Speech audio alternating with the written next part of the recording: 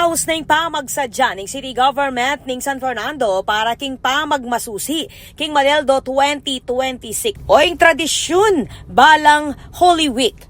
Migpulong ng Pasibayo inyang March 10 ring Executive Committee bang pisabyan ng pamagsadya king aktibidad king Good Friday o April 3. Pasibayong gawan ring maanimunang crucifixion rite karay ngatlong barangay king syudad, ing Barangay San Juan, Barangay Santa Lucia at Barangay San Pedro Cotod. Nung nuka rin gagawan da rin pilang deboto ing pamagpapako king krus ng Jesus bilang partining panata. Mika mas malating crucifixion rites mo naman king Barangay Del Pilar at Barangay Kalulot. Samantala, agnan-agnan namang gawan ng tradisyonal atira bakal king Barangay Juliana, Barangay San Jose at Barangay Santa Teresita. Nung nuka rin akit keti na antimo magparusa la rin deboto kapamilataning pamamalasbas king gulot gamiting goma, dutong, ampong metal.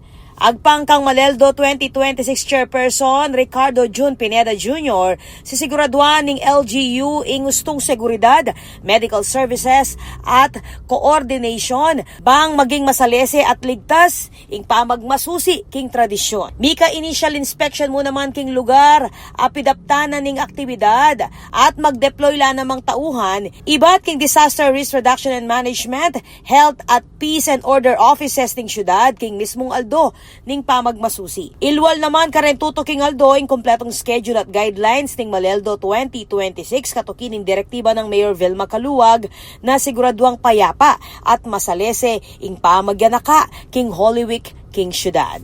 Ako po, Patricia Mamangon para king News Force Pampanga, balitang tutuking Balen, susuyo.